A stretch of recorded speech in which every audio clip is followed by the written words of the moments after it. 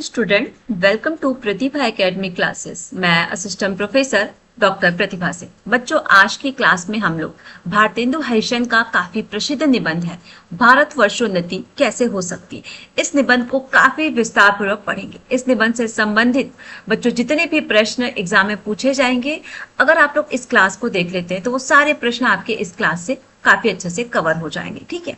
और बच्चों, भारतेंदु हरिश्चंद्र का ये निबंध कई सारे परीक्षाओं के पाठ्यक्रम में भी शामिल है, जैसे यूजीसी नेट के पाठ्यक्रम में, हरियाणा में जो असिस्टेंट प्रोफेसर का एग्जाम होता है उसके पाठ्यक्रम में, जो विभिन्न राज्यों में सेट का एग्जाम होता है उसके पाठ्यक्रम में, यूपी असिस्टेंट प्रोफेसर के पाठ्यक्रम में भारतेंदु हरिश्चंद्र के इस निबंध से कई सारे प्रश्न पूछे जाते हैं और इन सभी परीक्षाओं के पाठ्यक्रम में भारतेंदु हरिश्चंद्र का ये निबंध शामिल है। ठीक है।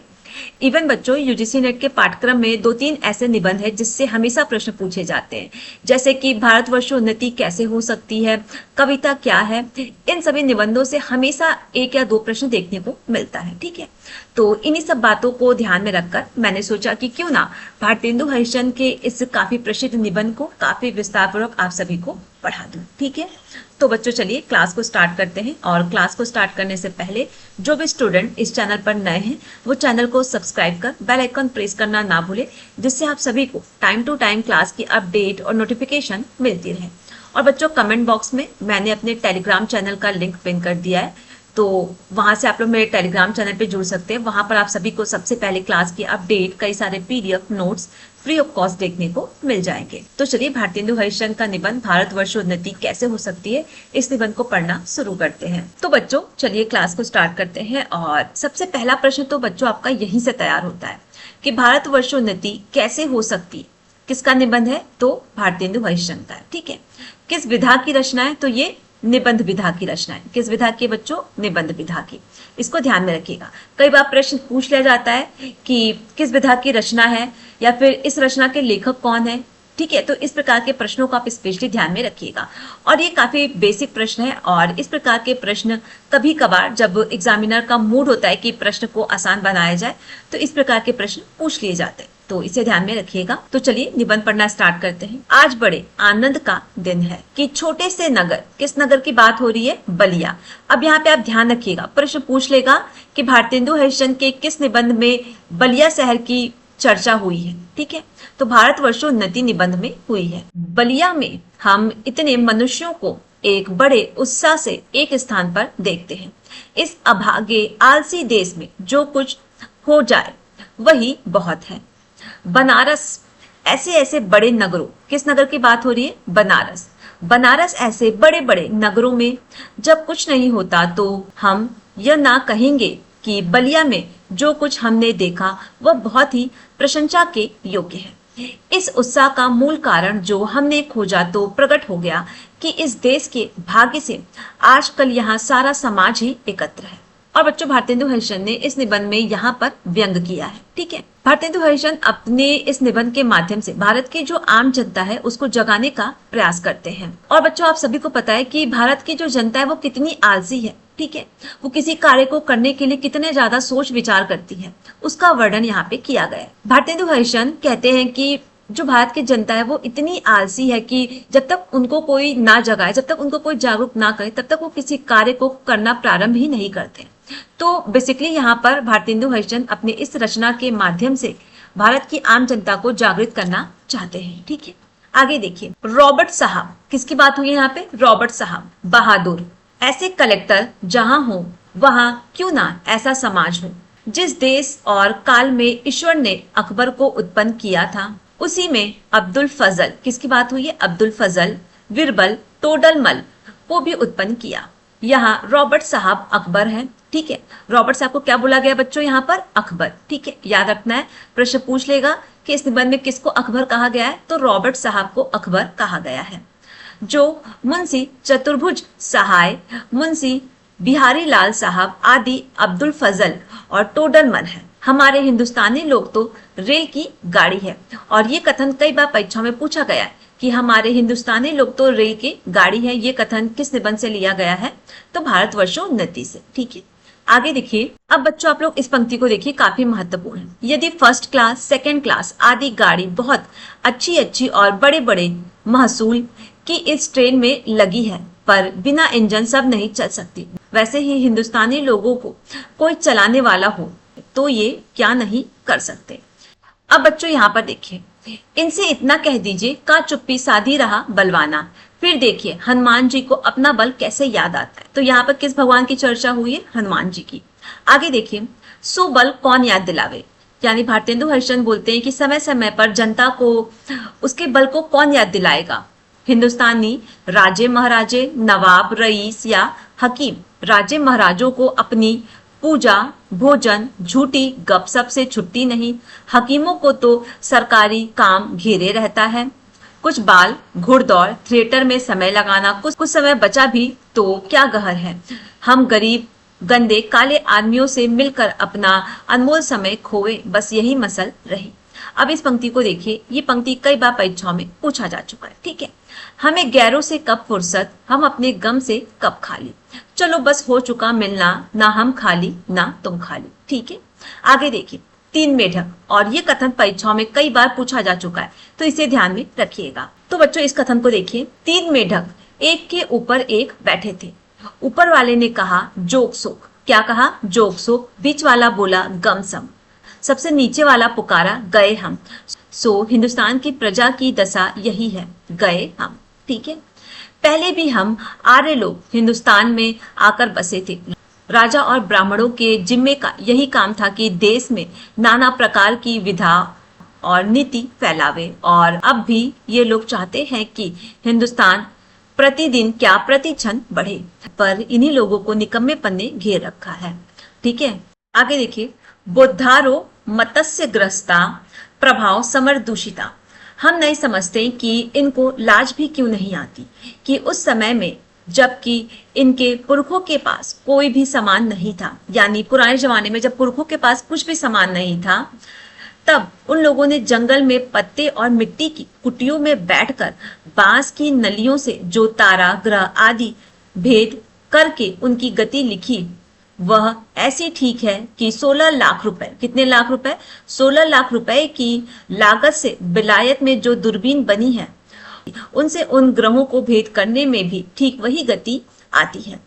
और अब आज इस काल में हम लोगों की अंग्रेजी विधा के और जनता की उन्नति से लाखों पुस्तकें और हजारों यंत्र तैयार हैं। जब हम लोग नीली चुंगी की कतवार फेंकने की गाड़ी बना रहे हैं, यह समय ऐसा है कि उन्नति की मानो घुड़दौड़ हो रही है।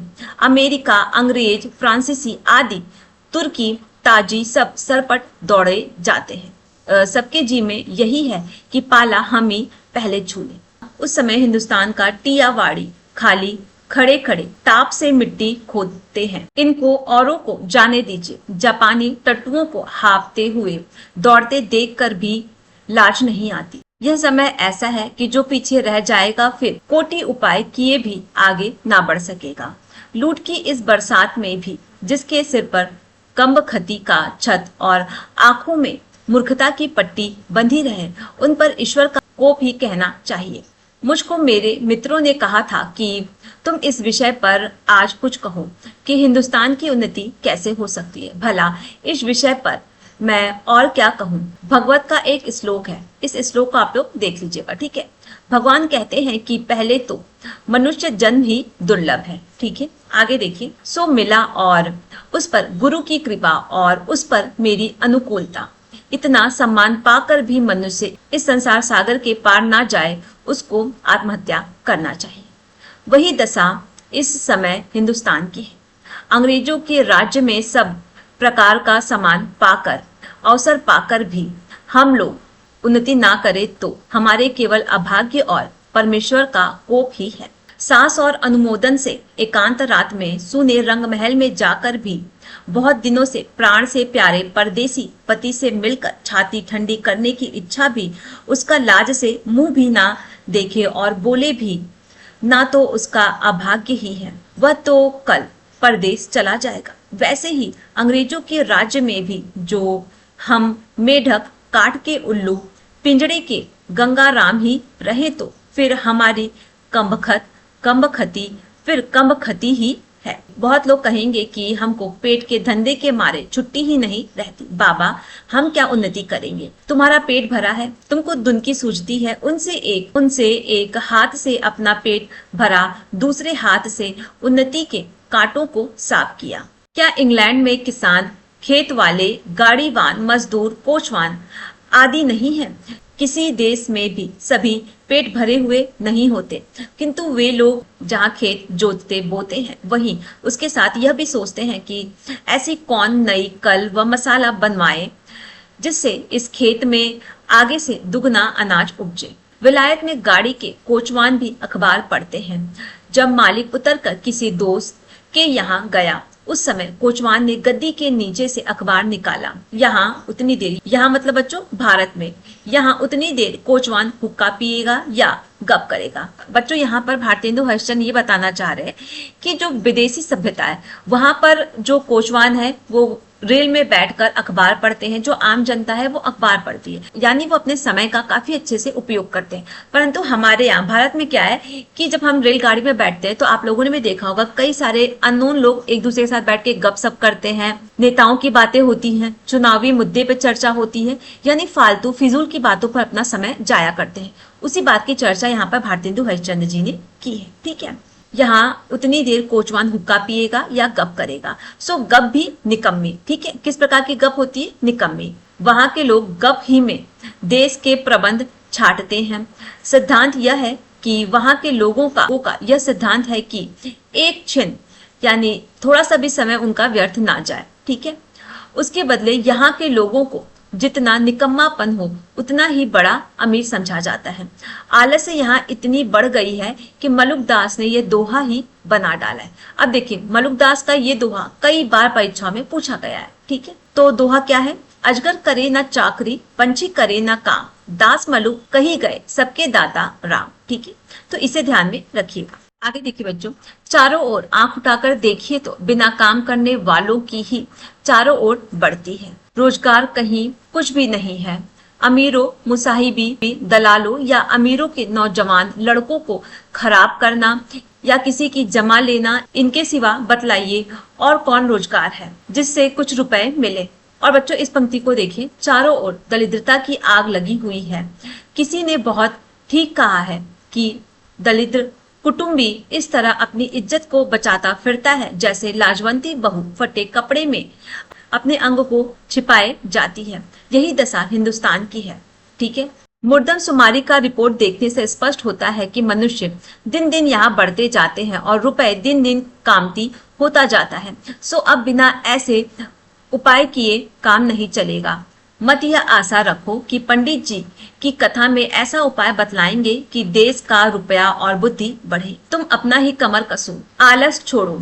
कब तक अपने को जंगली, हूस, मूर्ख, बोंदे, डरपोक पुकरवाओगे? दौड़ो इस घुड़दौड़ में, जो पीछे पड़े तो फिर कहीं ठिकाना नहीं। फिर कब कब राम जनकपुर है, अब की जो पीछे पड़े तो फिर रसताल ही पहुंचोगे। जब पृथ्वीराज को कैद करके गोर ले गए तो साहबुद्दीन के भाई गया सुबुद्दीन से किसी ने कहा कि शब्द भेदी बाण बहुत अच्छा मारता है। एक दिन सभी नियत यानी तय किया गया, तय हुआ और 7 लोगों के तावे बाण से फोड़ने को रखे गए। पृथ्वीराज को लोगों ने पहले से ही अंधा कर दिया था। संकेत यह हुआ कि जब गया सुबुद्दीन हूं करे तब तावे पर बाण मारे। चंद कवि भी उसके साथ कैदी थी। यह सामने देखकर उसने यह दोहा पढ़ा, अब की चढ़ी कमान को जाने फिर कब चढ़े, जिन चूके चहु आज इक्के मराए इक्के सर। ठीक है, आगे देखिए। उसका संकेत समझकर जब गया सुबुद्दीन ने हूं किया तो पृथ्वीराज ने उसी को बाण मार दिया। वही बात अब है, अब की चढ़ी। इस समय में सरकार का राज्य पाकर और उन्नति का इतना सम्मान पाकर भी तुम लोग अपने को ना सुधारो तो तुम्हारी राहों और वह सुधारना भी ऐसा होना चाहिए कि सब बात में उन्नति हो। धर्म में, घर के काम में, बाहर के काम में, रोजगार में, शिष्टाचार में, चाल चलन में, शरीर में, बल में, समाज में, युवा में, वृद्धा में, स्त्री में, पुरुष में, अमीरी में, गरीबी में, भारत की सब आस्था, सब जाति, सब देश में उन्नति करो। सब ऐसी बातों को छोड़ो जो तुम्हारे इस पथ में कंटक हो, चाहे तुम्हें लोग निकम्मा कहें या नंगा कहें, क्रिस्तान कहें या भ्रष्ट कहें। तुम केवल अपने देश की दीन दशा को देखो और उनकी बात मत सुनो। अब बच्चों आप लोग इस पंक्ति को देख लीजिएगा, ठीक है। जो लोग अपने को देश हितैषी मानते हो वह अपने सुख को होम करके अपने धन और मान का बलिदान करके कमर कस के उठो। देखा देखी थोड़ी दिन में सब हो जाएगा। अपने खराबियों के मूल कारणों को खोजो। कोई धर्म की आड़ में, कोई सुख की आड़ में छिपा है, वहां से पकड़ कर लाओ, उनको बांध बांध कर कैद करो। हम इससे बढ़कर क्या कहें। जैसे तुम्हारे घर में कोई पुरुष व्यभिचार करने आवे तो जिस क्रोध से उसको पकड़ कर मारोगे और जहां तक तुम्हारे में शक्ति होगी उसका सत्यानाश करोगे, उसी तरह इस समय जो जो बातें तुम्हारे उन्नति पथ की काटा हो उनकी जड़ें खोद कर फेंक दो। कुछ मत डरो, जब तक 100-200 मनुष्य बदनाम ना होंगे, जात से बाहर ना निकाले जाएंगे, दलित ना होवेंगे, कैद ना होवेंगे, वर्चन जान से ना मारे जाएंगे, तब तक कोई देश ना सुधरेगा। अब यह प्रश्न होगा कि भाई हम तो जानते ही नहीं कि उन्नति और सुधार किस चिड़िया का नाम है, किसको अच्छा समझे, क्या ले क्या छोड़े। कुछ बातें जो शीघ्रता से मेरे ध्यान में आती हैं उनको मैं कहता हूँ, सुनो। देखो, अंग्रेजों की धर्म नीति सब सुन्नियों का मूल धर्म है। इससे सबसे पहले धर्म की ही उन्नति करनी उचित है। देखो, अंग्रेजों की धर्म नीति राजनीति परस्पर मिली है। इससे उनकी दिन दिन कैसे उन्नति हुई है उनको जाने दो। पहले अपने ही यहाँ देखो। तुम्हारे धर्म की आड़ में नाना प्रकार की नीति, समाज गठन, बैधक आदि भरे हुए हैं। एक दो मिसाल सुनो। तो तुम्हारा बलिया के मेले का यही स्थान क्यों चुना गया, जिसमें जो लोग कभी आपस में नहीं मिलते थे, 10-10, 5-5 कोस से लोग एक जगह एकत्र होकर आपस में मिले, एक दूसरे का दुख सुख जाने, गृहस्थी के काम की वह चीजें जो गांव में नहीं मिलती यहाँ से ले जाएं। अब देखिए यहाँ पे लेखक क्या बताता है कि लोग एकादशी का व्रत क्यों रखते हैं। ठीक है, एकादशी का व्रत क्यों रखा है, जिसमें महीने में 1-2 उपवास से शरीर शुद्ध हो जाए। ठीक है, गंगा जी नहाने जाते हैं। यहाँ पे लेखक ने बताया कि भारतीय जो समाज के लोग हैं वो गंगा जी नहाने क्यों जाते हैं। तो पहले पानी सिर पर चढ़ाकर तब पैर में डालने का विधान क्यों है, जिससे तलुए से गर्मी सिर पर चढ़कर विकार न उत्पन्न करे। दिवाली इसी हेतु है कि इसी बहाने साल भर में एक बार तो घर की सफाई हो जाए। होली इसी हेतु है कि बसंत की बिगड़ी हवा स्थान स्थान पर अग्नि जलाने से स्वच्छ हो जाए। यही त्योहार ही तुम्हारी म्युनिसिपालिटी है। ऐसे ही सब पर्व, सब तिथि, व्रत आदि में कोई ही कीमत है। उन लोगों ने धर्म नीति और समाज नीति को दूध पानी की भांति मिला दिया है। खराबी जो बीच में हुई वह यह कि उन लोगों ने ये धर्म क्यों मानने लिखे थे, इसका लोगों ने मतलब नहीं समझा और इन बातों को वास्तविक धर्म मान लिया। भाइयों, वास्तविक धर्म तो केवल परमेश्वर के चरण का भजन है। ठीक है, ये सब तो समाज धर्म है जो देश के अनुसार शोधे और बदले जा सकते हैं।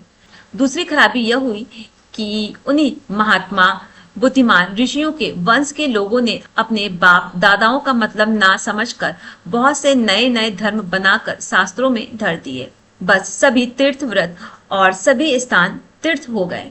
सो इन बातों को अब एक बार आंखें खोलकर देखें और समझ लीजिए कि फलानी बात उन बुद्धिमान ऋषि ने क्यों बनाई और उनमें देश और काल के अनुकूल और उपकारी हो उनका ग्रहण कीजिए। बहुत सी बातें जो समाज विरुद्ध मानी जाती हैं किंतु धर्म शास्त्रों में जिनका विधान है उनको मत चलाइए, जैसे जहाज का सफर, विधवा विवाह आदि।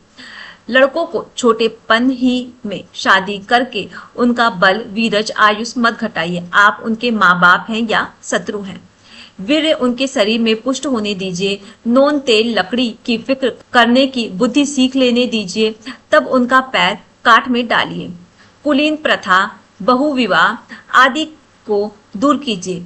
लड़कियों को भी पढ़ाइए, किंतु इस चाल से नहीं जैसे आजकल पढ़ाई जाती है, जिससे उपकार के बदले बुराई होती है। ऐसी चाल से उनको शिक्षा दीजिए कि वह अपना देश और कुल धर्म सीखें।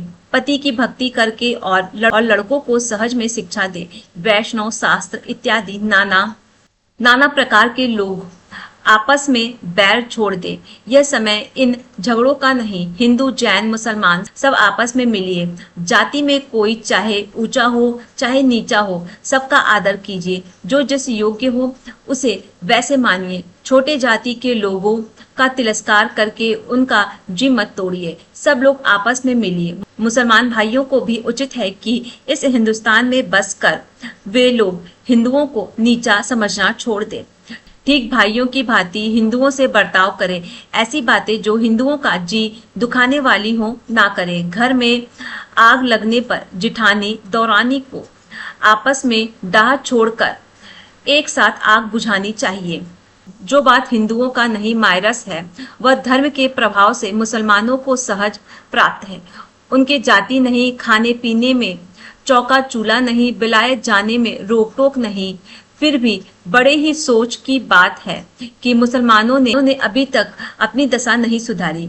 अभी तक बहुतों को यही ज्ञात है कि दिल्ली लखनऊ की बात शायद कायम है। यारो वे दिन गए। अब बच्चों इस पंक्ति को देखिए, काफी महत्वपूर्ण है, ठीक है। अब आलस हठ धर्मी यह सब छोड़ो, चलो हिंदुओं के साथ तुम भी दौड़ो। एक एक दो होंगे, पुरानी बातें दूर करो। मीर हसन और इंदर सभा पढ़ाकर छोटेपन से ही लड़कों का सत्यानाश मत करो। होश संभाला नहीं कि पढ़ी फारसी, चुस्त कपड़े पहनना और गजल गुनगुनाए। शौक तिलिप से मुझे गुल की जो दीदार का था, ना किया हमने गुलिस्ता का सबक याद कभी। ठीक है, आगे देखिए। भला सोचो कि इस हाल में बड़े होने पर वे लड़के क्यों ना बिगड़ेंगे। अपने लड़कों को ऐसी किताबें छूने भी मत दो। अच्छी से अच्छी उनको तालीम दो। पेंशन और वजीफे या नौकरी का भरोसा छोड़ो। लड़कों को रोजगार सिखाओ। विलायत भेजो। छोटेपन से मेहनत करने की आदत दिलाओ। 100 महलों के लाड प्यार, दुनिया से बेखबर रहने की राह मत दिखलाओ। भाई हिंदुओं, तुम भी मत मतांतरों का आग्रह छोड़ो। आपस में प्रेम बढ़ाओ। इस महामंत्र का जाप करो। जो हिंदुस्तान में रहे, चाहे किसी जाति किसी रंग का क्यों ना हो, वह हिंदुस्तानी है। हिंदू की सहायता करो। बंगाली, मराठा, पंजाबी, मद्रासी, वैदिक, जैन, ब्राह्मण, मुसलमान सब एक का हाथ एक पकड़ो। कारीगरी जिससे तुम्हारे यहाँ बढ़े, तुम्हारा रुपया तुम्हारे ही देश में रहे, वह करो। देखा, जैसे हजार धारा होकर गंगा समुद्र में मिलती है, वैसे ही तुम्हारी लक्ष्मी यानी भारत का जो धन है बच्चों, वो हजार तरह से इंग्लैंड, फ्रांसीसी, जर्मनी, अमेरिका को जाती है। दिया सलाई ऐसी तुच्छ वस्तुएं भी वहीं से आती हैं। जरा अपने को ही देखो। तुम जिस मार्किन की धोती पहनते हो वह अमेरिका की बनी है। जिस लकटका का तुम्हारा अंगा है वह इंग्लैंड का है। फ्रांसीसी की बनी कंघी से तुम सिर झाड़ते हो और जर्मनी की बनी चर्बी की बाती तुम्हारे सामने जल रही है। यह तो वही मसल हुई। एक बेफिक्रे मंगती का कपड़ा पहनकर किसी महफिल में गए। कपड़े को पहचान कर एक ने कहा, अजी अंगा तो फलाने का है। दूसरा बोला, अजी टोपी भी फलाने की है। तो उसने हंसकर जवाब दिया कि घर की तो मूछे ही मूछे हैं। और बच्चों ये पंक्ति कई बार परीक्षाएं पूछी गई है, तो इसे स्पेशली ध्यान में रखिएगा। हाय अफसोस, तुम ऐसे हो गए हो कि अपने निजी काम के वस्तु भी नहीं बना सकते। भाइयों, अब तो नींद से जागो। अपने देश की सब प्रकार से उन्नति करो। जिसमें तुम्हारी भलाई हो वैसी किताबें पढ़ो, वैसे ही खेल खेलो, वैसी बातचीत करो। परदेसी वस्तु और परदेसी भाषा का भरोसा मत रखो। अपने में अपनी भाषा में उन्नति करो। तो बच्चों, भारतेंदु हरिश्चंद्र का ये निबंध भारतवर्ष उन्नति कैसे हो सकती है, इस निबंध को मैंने काफी विस्तार पूर्वक आप सभी को पढ़ा दिया है। और बच्चों, इस निबंध को आप अगर 1 से 2 बार देख लेते हैं ना, तो आपके एग्जाम में इस निबंध से संबंधित कोई भी प्रश्न आएगा तो आप काफी आसानी से हल कर लेंगे। और आप सभी को पता है कि UP assistant professor, UGC net या फिर किसी भी बड़े एग्जाम में अधिकतर प्रश्न कथन से ही पूछे जाते हैं। तो इस निबंध में जो भी तथ्य मुझे महत्वपूर्ण लगा है उसे मैंने काफी अच्छे से हाईलाइट कर दिया है। तो आप लोग इस निबंध को काफी अच्छे से 1 से 2 बार जरूर पढ़ लीजिएगा। और बच्चों, नेक्स्ट क्लास में हम लोग दिल्ली दरबार दर्पण, जो कि भारतेंदु हरिश्चंद्र का दूसरा निबंध है, ठीक है, इस निबंध को भी काफी विस्तार पूर्वक पढ़ेंगे। और आज का ये क्लास आप सभी को कैसा लगा, आप लोग मुझे कमेंट करके जरूर बताइएगा। और इस क्लास को बच्चों ज्यादा से ज्यादा अपने दोस्तों के साथ शेयर करना, चैनल को सब्सक्राइब कर बेल आइकॉन प्रेस करना ना भूलें, जिससे आप सभी को टाइम टू टाइम क्लास की अपडेट और नोटिफिकेशन मिलती रहे। और बच्चों आज की क्लास में मैंने ये जो निबंध पढ़ाया है, ये निबंध का पीडीएफ आपको मेरे टेलीग्राम चैनल पे देखने को मिल जाएगा, जिसका लिंक मैंने कमेंट बॉक्स में पिन कर दिया है, तो वहां से आप मेरे टेलीग्राम चैनल पे जुड़ सकते हैं। और बच्चों नेक्स्ट आप सभी को जिस भी टॉपिक पर क्लासेस चाहिए आप लोग मुझे कमेंट करके जरूर बताइएगा। और किसी भी प्रकार का कोई भी डाउट होता है तो कमेंट बॉक्स में मैंने अपनी इंस्टाग्राम और ईमेल आईडी दे रखी है, तो वहां पर आप मुझे डायरेक्ट मैसेज कर सकते हैं। Thank you.